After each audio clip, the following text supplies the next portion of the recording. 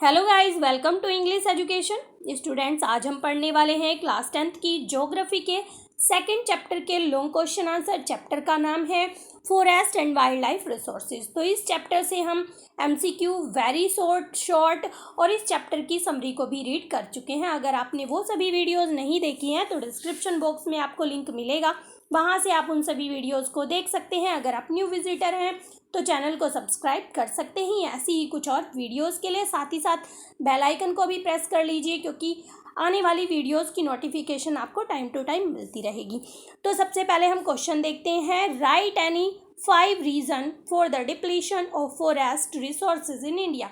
तो हमें 5 ऐसे रीज़न बताने हैं जिनकी वजह से फॉरेस्ट रिसोर्सेज जो है भारत में वो डिप्लीट हो रहे हैं। ठीक है, कि फॉरेस्ट रिसोर्सेज जो है घटते चले जा रहे हैं। क्यों, जानते हैं। सबसे पहले बताया है एग्रीकल्चर एक्सपेंशन। एग्रीकल्चर को बढ़ावा मिल रहा है, जैसे जैसे पॉपुलेशन बढ़ेगी तो एग्रीकल्चर को बढ़ाना पड़ेगा। तो देखिए, between 1951 and 1980 according to Forest Survey of India, Forest Survey of India के अकॉर्डिंग 1951 और 1980 की बात है। यहाँ से इनके बीच, इन ईयर्स के बीच की बात हो रही है। Over 26,200 square kilometre of forest area was converted into agriculture land. तो देखिए, 26,200 स्क्वायर किलोमीटर ऑफ फॉरेस्ट को किस में कन्वर्ट कर दिया गया है? एग्रीकल्चर लैंड में कन्वर्ट कर दिया गया है। पूरे इंडिया की यहाँ पर बात हो रही है। Which lead to depletion of forest, जिसकी वजह से क्या हो रहा है? फॉरेस्ट का डिप्लीशन हो रहा है। आगे देखते हैं माइनिंग। माइनिंग आप जानते हैं, सब कुछ चैप्टर में आप रीड कर चुके हैं। It is another major factor, ये भी एक मुख्य कारण है। बिहाइंड डिफोरेस्टेशन, डिफोरेस्टेशन के पीछे ये भी एक मुख्य कारण है। डोलोमाइट, डोलोमाइट एक तरह की चट्टान है। Mining has seriously threaten the Buxar tiger reserve in West Bengal. तो ये जो है वेस्ट बंगाल में चल रही है। This ongoing mining has disturb the natural habitat and block the migration route of great Indian elephant. तो ये जो माइनिंग चल रही है, इसकी वजह से जो नेचुरल हैबिटेट है वो तो प्रभावित हुआ ही हुआ है, और जो ग्रेट इंडियन एलिफेंट है ना, उनका रूट जो था माइग्रेशन के लिए वो भी ब्लॉक हो गया है, वो भी रुक गया है। माइग्रेशन का मतलब होता है एक एरिया से दूसरे एरिया में जाना। ठीक है, तो जो ग्रेट इंडियन एलिफेंट थे वो एक क्षेत्र से दूसरे क्षेत्र में जाते थे, उनका जो माइग्रेशन का रूट है उसे रोक दिया गया है इसकी वजह से। आगे देखते हैं लार्ज स्केल डेवलपमेंट प्रोजेक्ट। बड़े स्केल पर ये जो डेवलपमेंट प्रोजेक्ट चल रहे हैं since 1951। Over 5,000 square kilometre of forest cleared for river valley project. तो देखिए, 5,000 स्क्वायर किलोमीटर फॉरेस्ट को क्लियर कर दिया गया है रिवर वैली प्रोजेक्ट के लिए। आगे बताया गया है नर्मदा सागर प्रोजेक्ट इन मध्य प्रदेश में चल रहा है। Narmada Sagar project has inundated 40,000 hectare of forest. तो जिसकी वजह से 40,000 हेक्टेयर फॉरेस्ट को जो है काटा जा रहा है, इतना फॉरेस्ट काट दिया गया है। आगे देखते हैं rapidly expanding industrial urban economy. तो आप जानते ही हैं कि जो इंडस्ट्रीज़ हैं वो बहुत ज़्यादा बढ़ाई जा रही हैं, और ये अर्बन एरियाज़ में बहुत ज़्यादा हो रहा है। तो देखिए, increasing consumption of forest based product such as rubber, medicines, dyes, fuel woods has increase the depletion of the forest resources. वही बात निकल कर आती है, पॉपुलेशन जैसे जैसे बढ़ेगी तो हमें इन सब चीज़ों की बहुत ज़्यादा ज़रूरत होगी। जैसे फ्यूल वुड की ज़रूरत होगी, मेडिसिन्स की ज़रूरत होगी, यहाँ पर रबर की, क्योंकि टायर्स बनाने के लिए, सब बनाने के लिए जैसे जैसे डेवलपमेंट होता चला जा रहा है, तो ये सारी चीज़ें हमें बहुत ज़्यादा, हम इनका कंजप्शन कर रहे हैं, इनका उपयोग हम बहुत ज़्यादा कर रहे हैं, जिसकी वजह से जो फॉरेस्ट रिसोर्सेज हैं वो डिप्लीट होते चले जा रहे हैं। यही बात सामने आ जाती है ओवर पॉपुलेशन। तो देखिए, in the third world countries is often cited as the cause of environmental degradation। तो environmental degradation का सबसे मुख्य कारण क्या है? ओवर पॉपुलेशन है। However, an average American consumed 40 times more resources than average सोमेलियन। तो यहाँ पर 2 कंट्री के नाम दिए गए हैं, एक तरफ अमेरिका का नाम दिया गया है, ये एग्जाम्पल मैंने आपको चैप्टर में भी दिया था। दूसरा आपको सुमेलियन का दिया गया है। तो यहाँ पर बताया गया है कि एक सुमेलियन जो है यानी कि इस देश का जो एक निवासी है और अमेरिका का जो निवासी है, अमेरिका एक डेवलप्ड कंट्री है और इस जो डेवलप्ड कंट्री होती है उस देश के निवासी ज़्यादा रिसोर्सेज को कंज्यूम करते हैं। तो यही बात यहाँ पर बताई गई है कि जो अमेरिकन है वो 40 टाइम मोर कंजप्शन करते हैं। यहीं पर इंडिया की बात की गई है। Similarly 5% richest Indian cause more ecological damage than poorest 25%।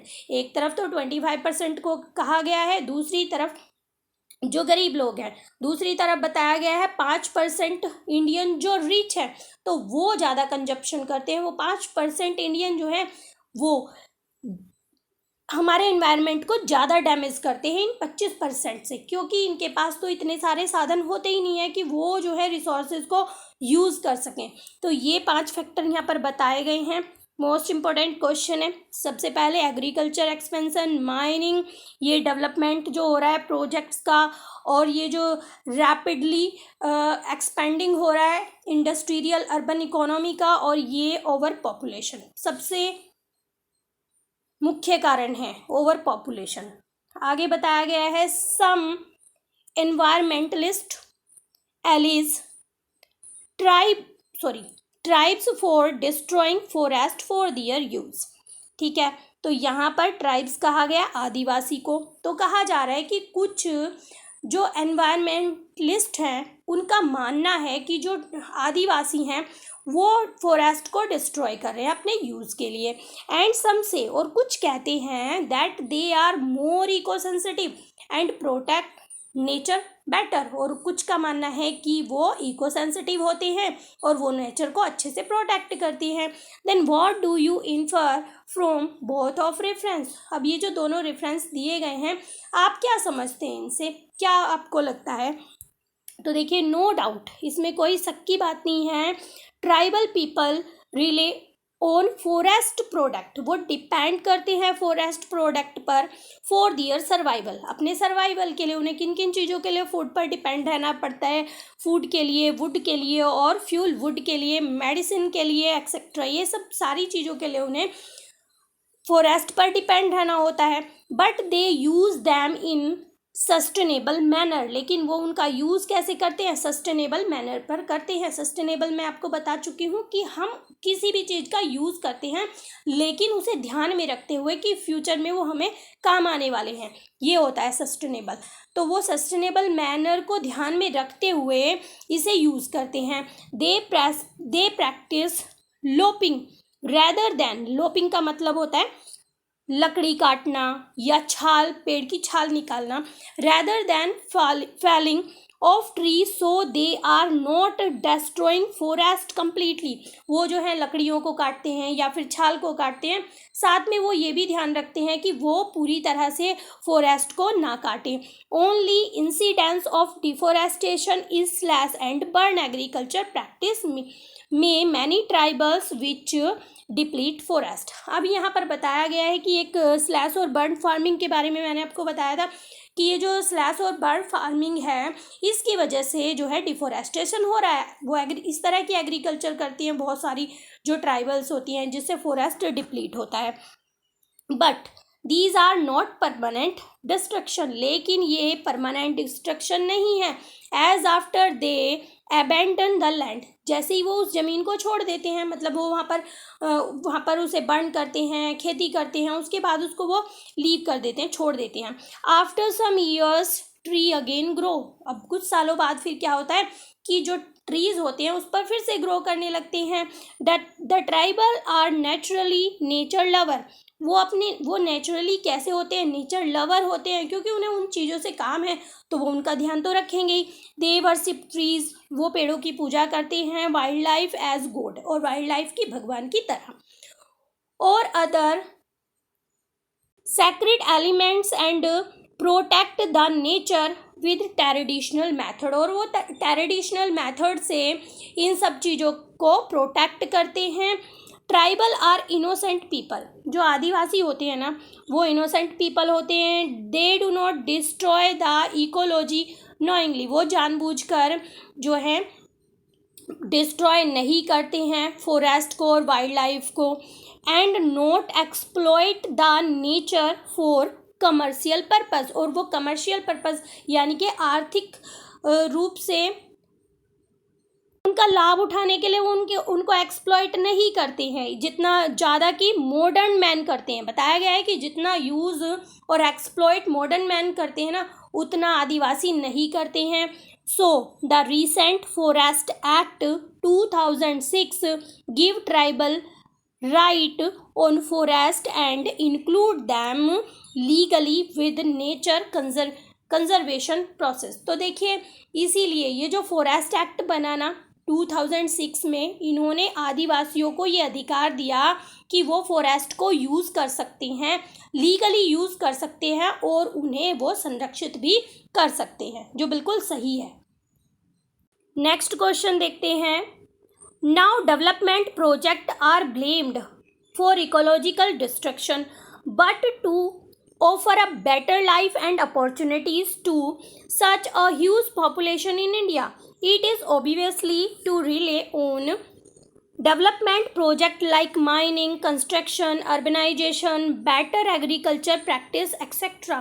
Give your opinion regarding to the contrast। तो देखिए, यहाँ पर पूछा गया है कि जो ये नए नए डेवलपमेंट प्रोजेक्ट हो रहे हैं, इन्हें ब्लेम किया जा रहा है कि ये जो है इकोलॉजिकल डिस्ट्रक्शन कर रहे हैं। दूसरी तरफ ये भी कहा जा रहा है कि ये बेटर लाइफ दे रहे हैं, ये जो इतनी बड़ी इंडिया की पॉपुलेशन है इसको एक बेटर लाइफ भी दे रहे हैं। ये जो माइनिंग चल रही है, कंस्ट्रक्शन का काम चल रहा है, ये सब तो हमें अपने विचार बताने हैं, इनमें हमें अंतर बताना है कि किस तरह से ये सब हो रहा है। तो देखिए, the population of India is now around, यहाँ पर 120 करोड़ दी गई है, लेकिन अभी 140 बिलियन के आसपास की बात हम करें तो सही होगा। ये काफ़ी पहले के आंकड़े यहाँ पर दिए गए हैं। तो कहा जा रहा है कि जो पॉपुलेशन है इंडिया की वो बहुत ज़्यादा है, हम ये कह सकते हैं। Among which more than 50% are poor and near about 70% are rural who deserve a better life and opportunity. तो यहाँ पे बताया गया है कि जो 50% लोग हैं वो गरीब हैं और जो 70% लोग हैं वो रूरल एरियाज़ में रहते हैं और उन्हें बेटर लाइफ का मौका मिलना चाहिए, वो डिज़र्व भी करते हैं इस चीज़ के लिए।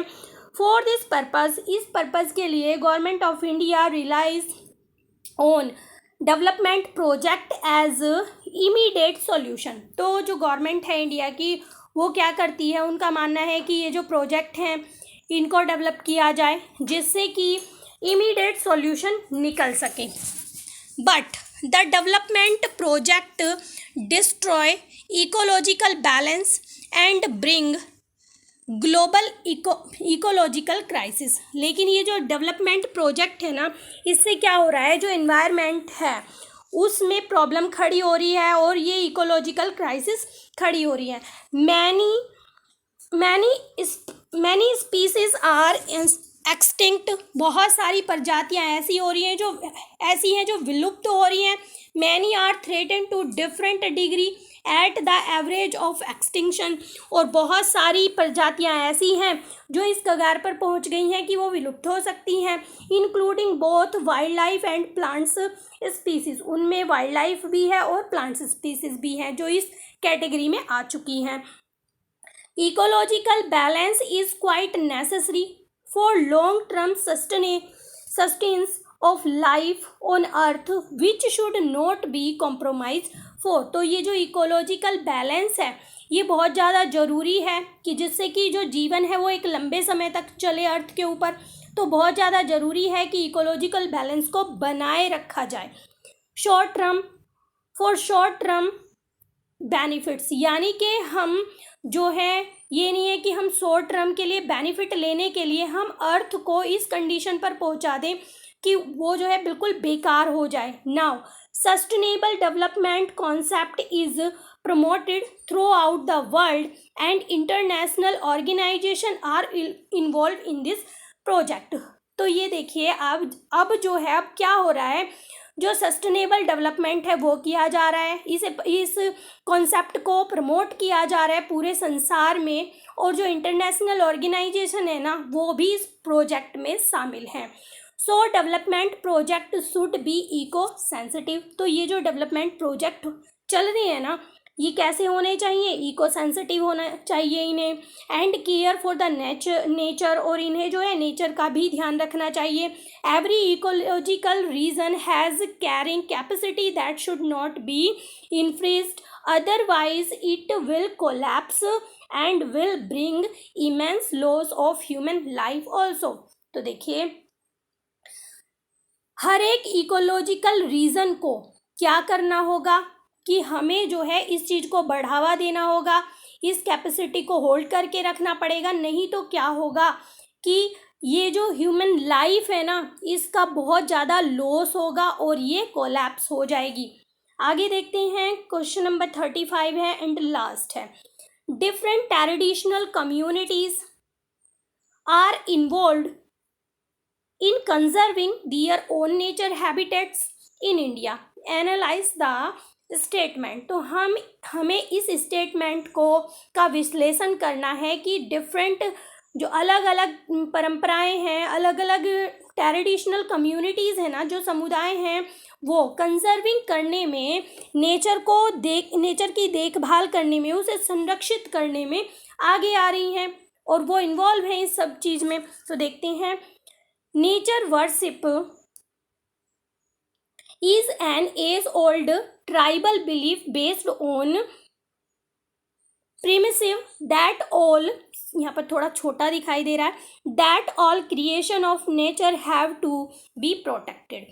तो जो नेचर है उसकी ऐसा नहीं है कि आज ही पूजा की जाती है, आदिवासियों के द्वारा एक लंबे समय से उसकी पूजा होती चली आ रही है, और ये जो नेचर है इसको प्रोटेक्ट करने का, ये जो नेचर का क्रिएशन है ना, इसको प्रोटेक्ट करते हैं वो लोग। Certain society reserve a particular tree which they have preserve from time immemorial. तो देखिए, कुछ चीज़ें ऐसी होती हैं जिन्हें हम अपनी यादों में रखते हैं, ऐसा ही कुछ उनके साथ है। तो ये जो आदिवासी लोग हैं ये क्या करते हैं, कुछ इनके अपने पर्टिकुलर ट्री हैं जिनको वो अपनी यादों में बनाए रखना चाहते हैं और उन्हें प्रिजर्व करके रखते हैं।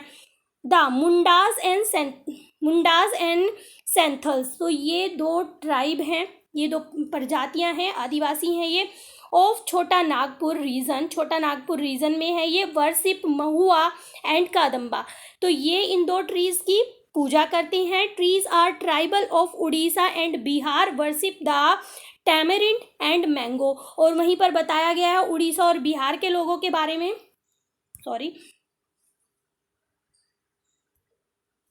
यहीं पर उड़ीसा और बिहार के लोगों के बारे में बताया गया है कि वो जो है पूजा करते हैं टैमरिंड की और मैंगो ट्री की ड्यूरिंग वेडिंग। जब कोई शादी होती है तो वहाँ पर इन ट्रीज की पूजा की जाती है। Indian society comprises several cultures, जो इंडियन सोसाइटी है ना वहाँ पर बहुत सारे कल्चर के लोग रहते हैं। Each with its own set of traditional method of conserving nature, वो अपने अपने तरीक़ों से नेचर को संरक्षित करते हैं। एंड इट्स क्रिएशन, और उसकी क्रिएशन को वो अपने तरीक़ों से संरक्षित करते हैं। Sacred qualities are often ascribed to spring, mountain peaks, plants and animals which are closely protected। तो यही बात बताई गई है कि यहाँ पर जैसे कुछ माउंटेन पीक्स हैं, प्लांट्स हैं, एनिमल्स हैं, उनकी वो पूजा करते हैं और उनको प्रोटेक्ट करते हैं। In and around Bishnoi village की बात बताई जा रही है जो राजस्थान में है। हर्ड्स ऑफ ब्लैक बक है और नील गाय है एंड पिकॉक है, आर प्रोटेक्टेड, ये वहाँ के लोगों के द्वारा प्रोटेक्ट किए जाते हैं। Monkeys and langur are feed in many temples, आपने बहुत से टेम्पल्स में देखा भी होगा कि जो मंकी होते हैं और लंगूर होते हैं उन्हें फीडिंग कराई जाती है। This way different communities are involved in conserving their own natural habitat in India। तो इस तरह से जो अलग अलग कम्युनिटीज़ हैं वो इन्वॉल्व हैं इन सभी चीज़ों को संरक्षित करने में। तो इस तरह से आपका चैप्टर होता है कंप्लीट। यहाँ पर हमने very short MCQ, short question answer और लॉन्ग क्वेश्चन आंसर सभी को रीड कर लिया है। अगर आपको वीडियो अच्छी लगी है तो एक लाइक ज़रूर करें। चैनल पर अगर आप पहली बार आए हैं तो चैनल को सब्सक्राइब करें। मिलते हैं अपने नेक्स्ट टॉपिक में, तब तक के लिए बाय बाय।